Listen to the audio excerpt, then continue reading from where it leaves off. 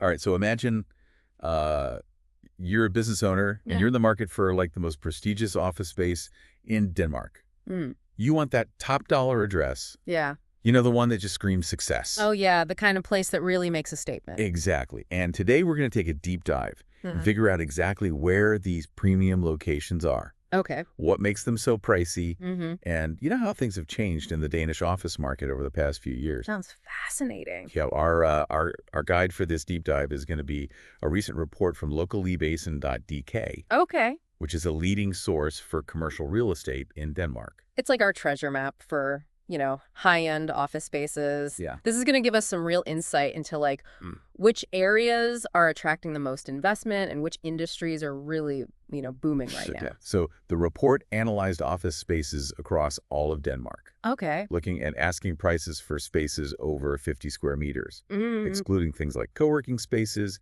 and office hotels. And it probably won't surprise you to hear that Copenhagen dominates the list of the most expensive locations. Yeah, I mean, that's not unexpected. Right. Copenhagen is a major economic hub, not just for Denmark, For the whole region, yeah. but for the entire Nordic region. But here's where it gets really interesting. For the fourth year in a row, Nordhaven takes the top spot as the most expensive district in Copenhagen. Nordhaven, that's interesting. It's not exactly like one of those, traditional, well-established areas of Copenhagen, is it? It's not. Hmm. Nordhaven is a newer development. It's on the waterfront. Oh, okay. It's kind of a trendy, up-and-coming area. Okay. Think modern architecture, sleek buildings, lots of glass and steel and those beautiful harbor views.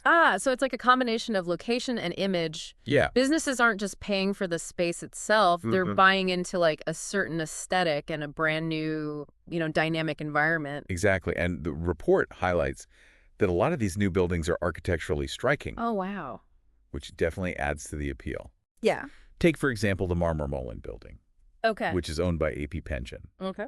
It's actually Denmark's largest timber-framed, multi-use office building. Timber frame, do you say that's an interesting choice for such a large structure? Right. Yeah. It's kind of a nod towards sustainability using wood as the primary building material. Okay. But it's still, a very modern, high-tech building. Yeah. And a space in the Marmormolen will set you back between 2,200 and 2,800 Danish kroner per square meter per year. So we're talking serious money here. Yeah. But it sounds like you're not just paying for the building materials or even just the square footage. Right. You're paying for that prime location, a prestigious address. Mm-hmm. And, it's kind of like a statement about your company's success. Absolutely. But before you think the entire Danish office market is going crazy, Yeah. it's worth noting that prices are generally stable across the country. Okay. There are only modest increases, maybe 5% at most. That's good to hear. Yeah. It suggests that the market is healthy. Yeah. Not experiencing like a bubble or any wild fluctuations. Exactly. Now let's zoom out a bit and look at the bigger picture. Okay. Copenhagen, as we said, takes up a big chunk of the top 20 most expensive locations. Right. After Nordhaven, you have Hellerup, Mm-hmm. then Copenhagen VK and Asia.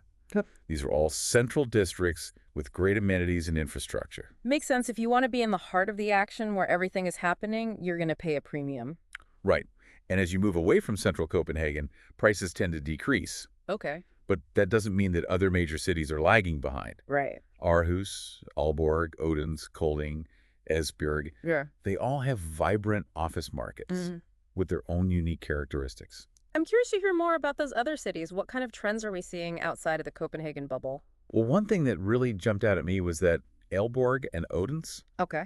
despite being cities of different sizes and economic profiles, Yeah. have the same average asking price for office space. That's a bit of a surprise. What'd you say? It suggests that there are factors at play beyond just the size of the city or the overall state of the economy. Yeah. We need to dig deeper into what's driving the office markets in those specific locations. Absolutely. Okay. So let's shift our focus away from Copenhagen for a bit Okay. and explore what's happening in these other Danish cities. Perhaps we can uncover some hidden gems or unexpected trends. Sounds good to me. All right. Let's do it. All right. So let's take a closer look at what's going on outside the Copenhagen area. You mentioned Aarhus, Aalborg, Odense, Kolding, and Esbjerg. What kind of office spaces are we talking about in these cities? We'll find a real mix. Yeah. Some cities have those modern glass and steel structures, Yeah. similar to what we see in Nordhev. Others have more traditional office buildings, maybe renovated to appeal to, modern businesses. So it's not just a matter of being outside of Copenhagen. Each city has its own personality. Right. And, its own appeal to businesses looking for office space. For example, Aarhus, Okay. which is Denmark's second largest city, has a blend of historical charm and modern development. Okay. It's known for its strong entrepreneurial spirit and its growing tech sector. So you'd expect to find some pretty interesting office spaces there, catering to a variety of businesses. And what about Aalborg and Odense? Yeah. Those two cities with the matching average prices. Right. What's the office landscape like in those locations? That's where things get really fascinating. Remember, Aalborg is up north. It's a major port city Okay. that's been traditionally known for, shipbuilding and heavy industry. Yeah. But it's making a deliberate shift towards renewable energy and technology. So they're reinventing themselves, Yeah. attracting new industries, and probably needing new types of office spaces to accommodate these businesses. Precisely. And Odense, which is located on the island of Funen, Okay. is trying to shed its image as just the birthplace of Hans Christian Andersen. Right. It's a hub for robotics and automation, with a strong manufacturing base that's embracing innovation. So both cities are undergoing these economic transformations, Yeah. moving away from those traditional industries towards more knowledge-based, tech-driven sectors. Right. Could that be the key to the pricing puzzle? I think you're onto something. Yeah. Imagine you're a startup working on cutting-edge robotics or a company developing the next generation of wind turbines. Yeah. You're probably not going to settle for a stuffy, outdated office space. Right. You'd want a space that reflects your company's innovative spirit, a space that attracts top talent and helps you project a certain image. And that kind of space comes at a price. Yeah. Regardless of whether you're in a larger city like Odense or a smaller one like Aalborg, Right. they both need to compete for those high-value businesses. And offering attractive office spaces is a key part of that competition. It's like a feedback loop. The city's economic development drives demand for modern office spaces, which in turn attracts more businesses and further fuels the economic engine. Exactly. And that might explain why we see similar prices in Aalborg and Odense. Okay. Even though they're different sizes and have different historical backgrounds, Yeah. they're both in this race to attract the businesses of the future. Right. And they're willing to invest in the infrastructure, including the office spaces, to make that happen. It's a reminder that when considering office location, it's not just about the price tag. Right. You have to look at the bigger picture. Yeah. The city's overall trajectory, the types of businesses that are thriving there, Right. and what kind of environment you want to create for your company. Absolutely. Now remember, the report from locallybasin.dk is based on asking prices. Okay. There's always room for negotiation, especially in a market that's relatively stable like Denmark's. Yeah. But this data gives us a good baseline and some valuable insights into the dynamics of the Danish office market. It certainly does. And it sparks some interesting questions about the future. Will Nordhaven maintain its dominance as the most expensive district in Copenhagen? Right. Will we see other cities like Aarhus or Aalborg challenge that position? And how will factors like remote work and the rise of flexible workspaces impact these trends? These are all questions worth exploring. But one thing's for sure, the Danish office market is in a state of flux. Yeah. And it's fascinating to watch these trends unfold. Absolutely. And speaking of trends, Oh, okay. there's one more intriguing detail from the report Oh. that I think we should delve into. I'm all ears. Well, remember how we were talking about the price gradient?